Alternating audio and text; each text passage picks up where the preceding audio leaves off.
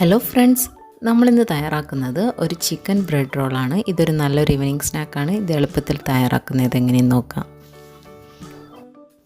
ഇതിനകത്തുള്ള ഫില്ലിംഗ് റെഡിയാക്കുന്നതിന് വേണ്ടി ഒരു പാൻ അടുപ്പത്ത് വെച്ച് അതിലേക്ക് കുറച്ച് എണ്ണ ഒഴിച്ചു കൊടുക്കാം. ഇതിലേക്ക് 1/4 ടീസ്പൂൺ ജീരകം ചേർത്ത് കൊടുക്കാം. 1/2 ടീസ്പൂൺ ജിഞ്ചർ ഗാർലിക് പേസ്റ്റ് ചേർത്ത് കൊടുക്കാം. 1/2 ടീസ്പൂൺ പച്ചമുളക് ചതച്ചെടുത്തത് ചേർത്ത് നമുക്ക് നല്ലതുപോലെ ഇളക്കി യോജിപ്പിക്കാം. ഇതിലേക്ക് ഒരു ചെറിയ സവാള ചെറുതായി മുറിച്ച് നമുക്ക് ചേർത്ത് നല്ലതുപോലെ ഇളക്കി യോജിപ്പിക്കാം. സവാള നന്നായി വാടി തുടങ്ങുമ്പോൾ ഇതിലേക്ക് 1/4 ടീസ്പൂൺ മഞ്ഞൾപ്പൊടി, 1/2 ടീസ്പൂൺ വലിയ ജീരകം പൊടിച്ചത്, 1/4 ടീസ്പൂൺ കുരുമുളക് പൊടി, 1/2 ടീസ്പൂൺ മുളക് പൊടി ചേർത്ത് നമുക്ക് നല്ലതുപോലെ ഇളക്കി യോജിപ്പിക്കാം.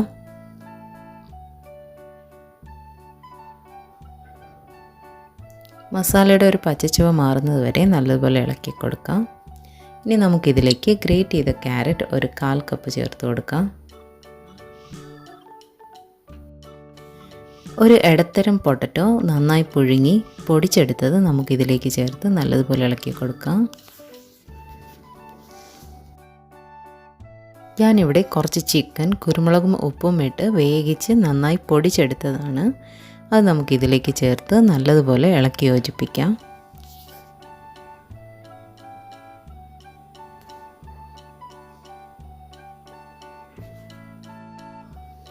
ഇനി ഇതിലേക്ക് നമുക്ക് 1/4 കപ്പ് മല്ലിയിലയും കൂടെ ചേർത്ത് ഒന്നുകൂടെ നല്ലതുപോലെ ഇളക്കി യോജിപ്പിക്കാം.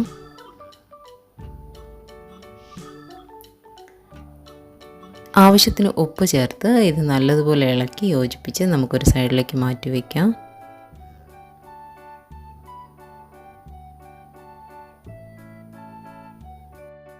ഇനി നമുക്കൊരു ബ്രെഡ് സ്ലൈസ് എടുത്ത് നമുക്കൊരു ചപ്പാത്തി റോൾ വെച്ച് നല്ലതുപോലെ റോൾ ചെയ്ത് കൊടുക്കാം. നമുക്കിനി ഇതിൻ്റെ സൈഡ്സൊക്കെ മുറിച്ച് മാറ്റാം. നമ്മൾ മാറ്റി വെച്ച ഫില്ലിങ്ങിൽ നിന്നും കുറച്ചെടുത്ത് നമുക്കിതിൻ്റെ സെൻറ്ററിലായി വെച്ച് കൊടുക്കാം. എന്നിട്ടിത് നമുക്ക് റോൾ ചെയ്തെടുക്കാം.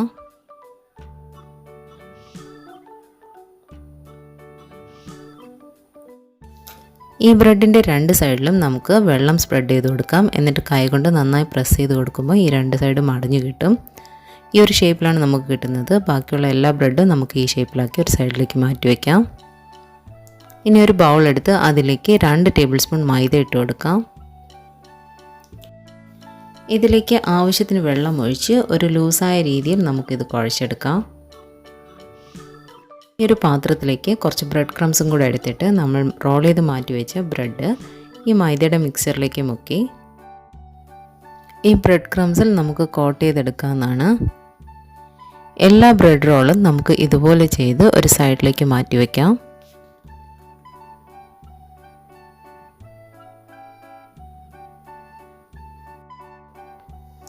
നമുക്കിനി ഒരു പാത്രത്തിലേക്ക് ഇത് ഫ്രൈ ചെയ്യാൻ ആവശ്യമായ എണ്ണ ഒഴിച്ചു കൊടുക്കാം.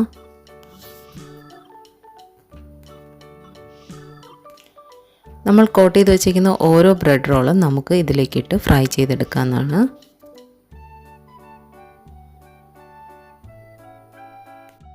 നല്ലൊരു ഗോൾഡൻ ബ്രൗൺ കളർ ആവുന്നതുവരെ നമുക്കിത് ഫ്രൈ ചെയ്തെടുക്കാം. ഇത് നല്ലൊരു ഈവനിങ് സ്നാക്കാണ്. കുട്ടികൾക്കൊക്കെ നന്നായിട്ട് ഇഷ്ടപ്പെടും. തീർച്ചയായും എല്ലാവരും ട്രൈ ചെയ്ത് നോക്കുക. ഇതിനെക്കുറിച്ചുള്ള അഭിപ്രായങ്ങൾ കമൻറ്റ് ബോക്സിലിടുക. ഇഷ്ടപ്പെട്ടാൽ ലൈക്ക് ചെയ്യുക, ഷെയർ ചെയ്യുക, സബ്സ്ക്രൈബ് ചെയ്യുക.